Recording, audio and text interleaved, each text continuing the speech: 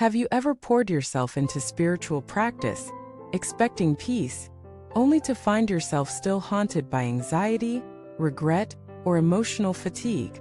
Have you ever wondered why, despite your chanting, meditation, or study, your inner world feels just as chaotic as before? Have you ever silently questioned whether spiritual practice is working at all? Welcome back to the channel, my dear friends and fellow seekers. I'm truly grateful you're here with me again. Today's conversation is one that many of us need to have, yet few dare to face. We are going to dive deep into one of the most overlooked, uncomfortable, yet liberating truths in the entire spiritual journey that many of us, in our sincere effort to escape suffering, have bypassed the very core of transformation. Spiritual practice is not a magic pill. It is not a shield to protect us from life's pain. And it certainly is not a ticket to bypass the raw, messy, emotional aspects of our humanity. True cultivation does not remove our suffering by covering it up. It removes it by revealing what we've been avoiding. Let us take a moment and get honest with ourselves. How often have we approached our practice as an escape? How many times have we lit incense or opened a scripture not out of devotion, but out of desperation? How many hours have we spent trying to silence the mind, not to know it better, but to suppress what it's been screaming for years? We chant because we feel pain and want it to go away. We meditate because we're overwhelmed and seek relief. We study sacred texts because we feel lost and want answers. And these motivations are not wrong. They are human. But here's the catch: if we engage in spiritual practice merely as a way to fix ourselves, we will miss the deeper truth it wants to show us, that we were never broken to begin with. The real suffering does not come from external events. It comes from the way we relate to ourselves in those events. The shame we carry, the stories we tell, the unworthiness we silently believe. And no amount of chanting or posture will heal that unless we are willing to meet it head on. Let me share a story with you. There was once a man named Ray who had practiced meditation for over a decade. He had attended retreats, memorized sutras, even taught classes.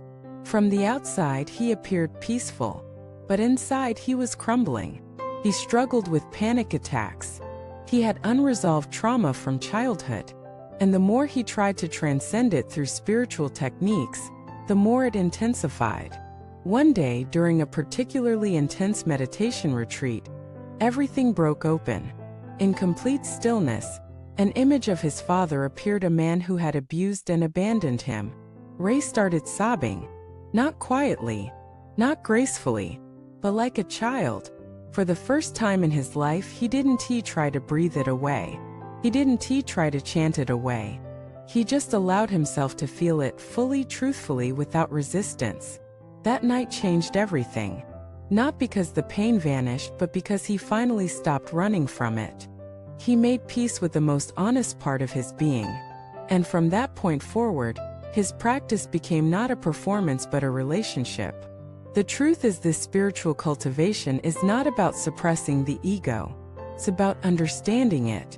It's not about killing the mind. It's about witnessing its patterns with compassion. It's not about escaping emotion. It's about feeling everything so completely that you come out the other side transformed. And that's where most practitioners stumble. They sit on the cushion to feel calm, not to know the chaos within. They read scriptures to confirm their beliefs, not to challenge their ignorance. They chant mantras to feel spiritual, not to confront the raw ache of their heart. But here's what the ancient masters knew: awakening doesn't come from avoidance. It comes from radical intimacy with what is.